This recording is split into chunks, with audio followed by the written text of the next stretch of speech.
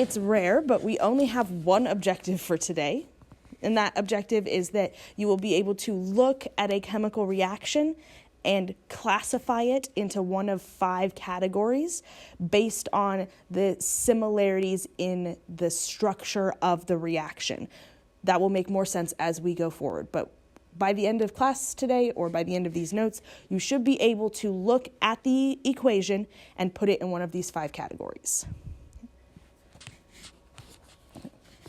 There are thousands upon thousands of chemical reactions that exist, and it makes no sense for us to expect scientists to memorize every single type of reaction between every single chemical ever created. So instead of memorizing each chemical reaction, we classify them by type. And when you learn the different types of reactions, then when somebody tells you these 2 things are reacting and it's this type of reaction, that gives you insight into the structure of the reaction. There are more than 5 types of reactions, but we are going to cover the basic 5 types today. And then in future chapters, we may cover a couple other types. But these are the main 5, the most common that you will see. Okay? So we'll just hit each type. There's a lot of information in this. You may notice that the notes are long. Okay? What I want you to take away from this is that we have a type of reaction, and I describe that type of reaction for you, and then what follows is just a bunch of examples of that type of reaction to help you see how that type of reaction can look in different situations. I'm not going to expect you to know all the different little subtypes. What I want by the end is for you to know the 5 main types, okay? So we'll begin with a synthesis reaction. A synthesis reaction is when 2 or more substances are combining to form a new compound. Okay? Sometimes you'll hear people call this a composition reaction, and that's because the reverse of it is called a decomposition.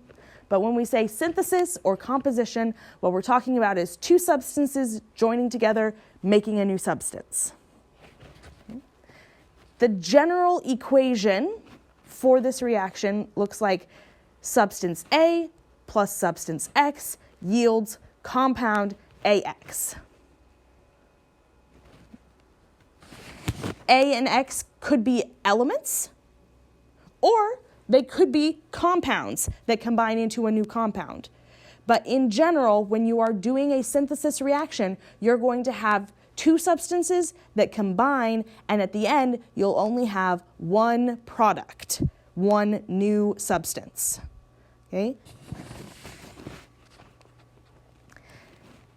A and X are elements or compounds. AX is always a compound, just 1 new substance made from the previous 2.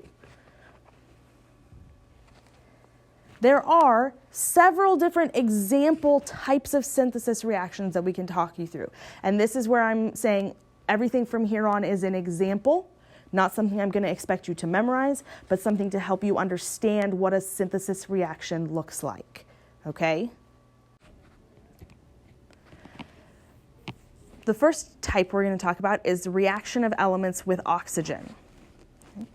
An element, any element from the periodic table, has the possibility to react with oxygen. Not all of them do, but a lot of them do.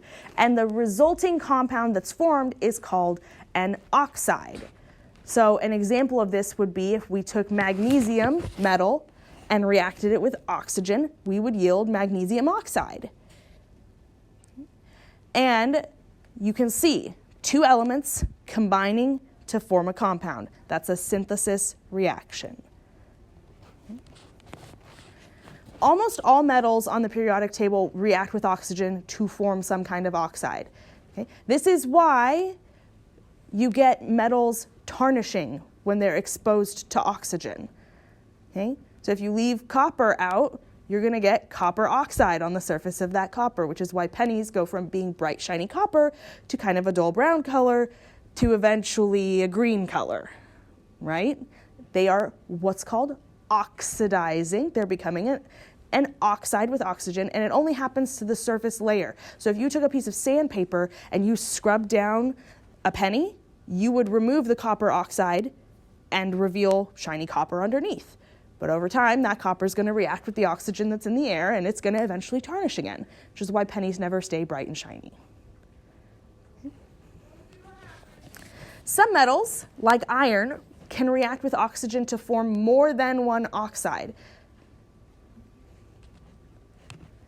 In these reactions, the metal, in this case iron, would have a different oxidation state in the oxide that was produced. Which oxide is the one that forms is determined by the conditions surrounding the reactants. So it doesn't make sense to think, well, we're taking the same two products, or the same two reactants, iron and oxygen, and reacting them, and sometimes we get one oxide and sometimes we get a different one. That doesn't make sense. And so the reality is it's not random which one forms, but depending on what conditions it's in, that iron will be in a different oxidation state, which means it will require more or less oxygen to balance it out. So then you wind up with more than one oxide. Nonmetals can also react with oxygen to form oxides, so I don't want you to think that it's just metals that can form oxides. In fact, there's several oxides that you've probably heard of, like carbon dioxide. That's an oxide formed between oxygen and carbon. Okay? So nonmetals can also go through this process. Again, taking it back to the main point here, which is element plus element yields compound. This is a synthesis reaction.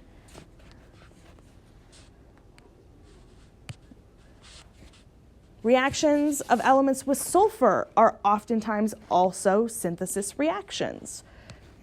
So, similar to the formation of oxides, if you take elements from the periodic table and react them with sulfur, they'll form what we call sulfides, very similar to oxides. An example of this would be if you take rubidium and combine it with sulfur, you will get a compound. I don't know the exact name. I assume it's something similar to rubidium sulfide, but there might be a number in there. I don't know for sure. And then, of course, reactions of metals with halogens are synthesis reactions. Okay? You combine group 17 elements, which are the halogens, with most metals, and they are going to react, and they're going to form compounds. Okay? Example, sodium plus chlorine yields sodium chloride. Again, element plus element yields compound. This is a synthesis reaction. We're really just looking. So see how while these reactions on the surface level, when you're just scanning over them, look wildly different from each other, when you actually take a look at it, they are similar in the way they are set up. It's element plus element yields compound. So that's what I mean by them having a similar structure. Group 1 metals on the periodic table, when they react with the halogens, they usually form MX, and group 2 ones form MX2, where M is the metal and X is the halogen. So that makes sense because group 1 metals have a charge of +1, which would be equally balanced by just one atom of the halogen, which is -1, but group 2 metals have a +2, which means you're going to need 2 of the halogens to balance them out. Okay. The last one we'll talk about is reactions with oxides. So oxides can react with lots of different things. So for example, if an oxide reacts with water, or reacts with oxygen gas, or reacts with a non-metal oxide like sulfur dioxide, this is when you would have an example of a compound plus a compound yields a compound.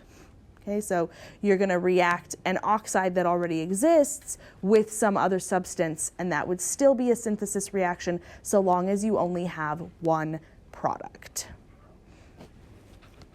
So that's it for synthesis reactions. Now let's talk about what is essentially the opposite of a synthesis reaction, which is a decomposition reaction. In a decomposition reaction, a single compound undergoes a reaction that produces 2 or more simpler substances.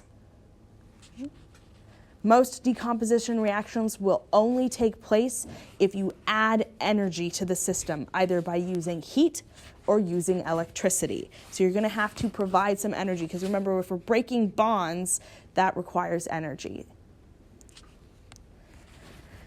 Decomposition by the use of electricity is called electrolysis. So if you see a problem that's describing something going through electrolysis, what they're trying to tell you is that there was a use of electrical energy to separate this. The general equation for a decomposition reaction would be AX yields A plus X, and in that example, AX is the compound, and A and X are elements or compounds, but if they are compounds, they will be a simpler compound than what was originally starting the reaction. There are, again, several examples of decomposition reactions that we can run through. The first one we'll talk about is decomposition of binary compounds.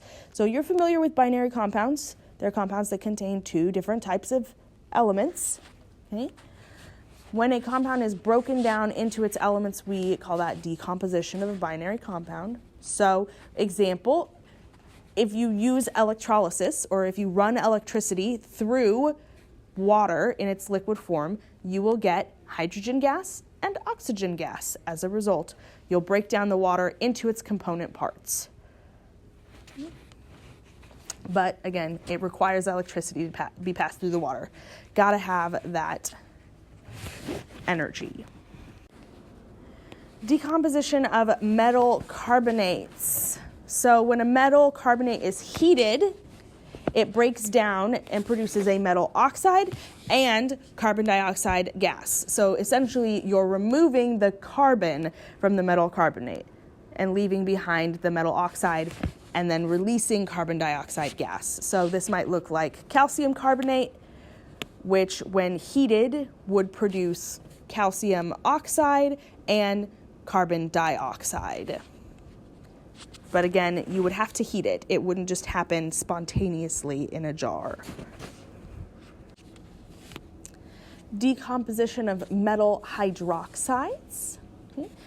Except for the group 1 metals, all metal hydroxides decompose when heated, and they leave behind metal oxides and water. So we're essentially removing the hydroxide ion, and it's reconstituting as water. So we wind up with, for example here, calcium hydroxide, when heated, would yield calcium oxide and water. And the water would be in its vapor form because you are heating this substance up. And then we have the decomposition of metal chlorates. When a metal chlorate is heated, it decomposes and produces a metal chloride and oxygen.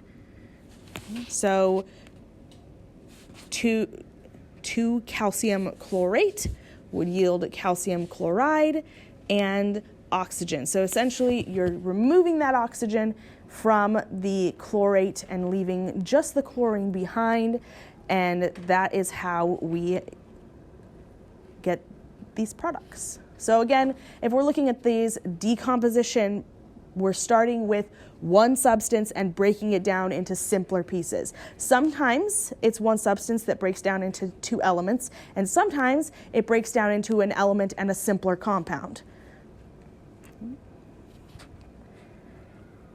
And this last reaction I just wanted to mention requires a catalyst to be present. I didn't have the right tools to put MnO2 above the arrow, but that's where we would put it if we were indicating this catalyst was being used, but just important to note. And lastly, decomposition of acids, okay? Certain acids decompose into nonmetal oxides and water. For example, carbonic acid would decompose into carbon dioxide and water. And again, on the surface level, these reactions look wildly different from each other. They have lots of different elements involved, but when we break them down and look at just how they're structured, it's still the same thing. One substance breaks down into two simpler substances, which is why all of these are classified as examples of decomposition reactions. All right, single displacement is the next type of reaction we're going to talk about. A single displacement reaction is when one element replaces a similar element in a compound. Sometimes you'll hear this just called a replacement reaction. Similar thing, we're replacing an element, right? So displacement, replacement, however you want to call it, it's the same thing happening. Okay?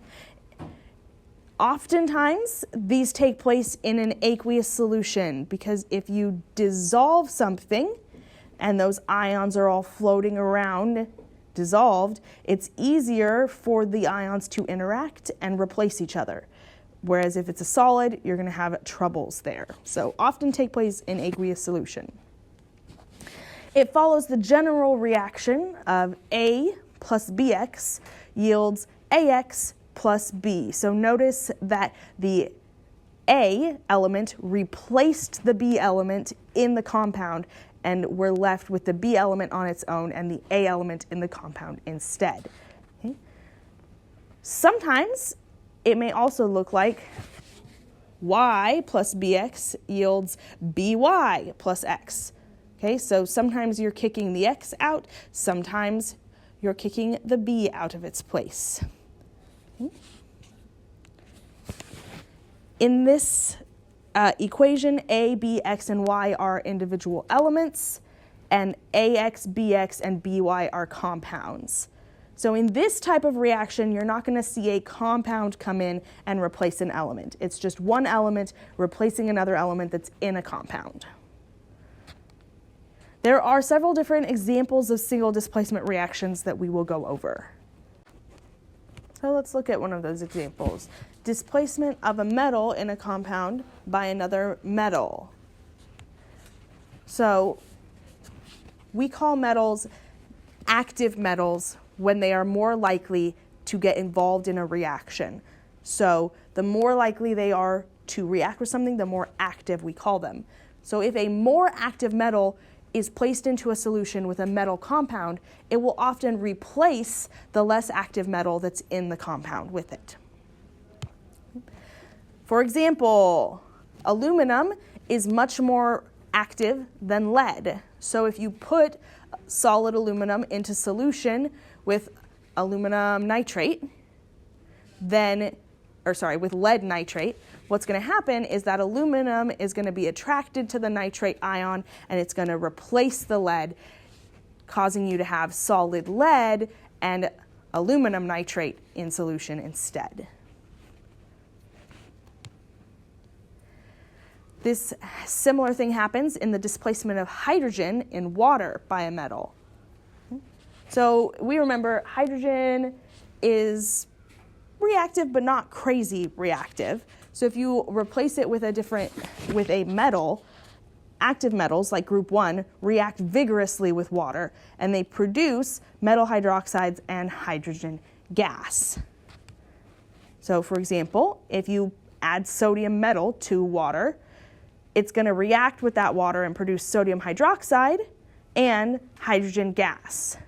They also pretty regularly release a lot of energy with this as well. So that is why sometimes when you see these group 1 metals get added to water, they light on fire, because what's happening is these metals produce hydrogen gas, which is highly flammable, and then they produce a lot of heat as a result of this reaction, and it ignites the hydrogen gas. So it's kind of a cool reaction. I wish I had some sodium metal to show it to you with, but I don't think that I do. Less reactive metals will still react with water, but they need the water to be in the form of steam in order to react with it. And then they will form a metal oxide and still form hydrogen gas as well. Example of a less reactive metal would be iron, reacting with water vapor to produce iron oxide and hydrogen gas. All right, displacement of hydrogen in an acid by a metal. So some of the more active metals react with acidic solutions, not every acidic solution, but certain acidic solutions, and they replace the hydrogen that's in the acid and they produce a salt and hydrogen gas. Example, magnesium, which is a pretty active metal, would go with hydrochloric acid and it would create magnesium chloride, which is a salt, and hydrogen gas. Remember that in chemistry, our definition of a salt goes beyond a much broader range than just table salt. Technically, a salt is any substance that is produced in a neutralization reaction, any one of those ionic compounds. All right, I guess this is where we're going to stop because that was the bell. We'll pick these up again tomorrow and cover the tail end of this and then the last two types of reactions.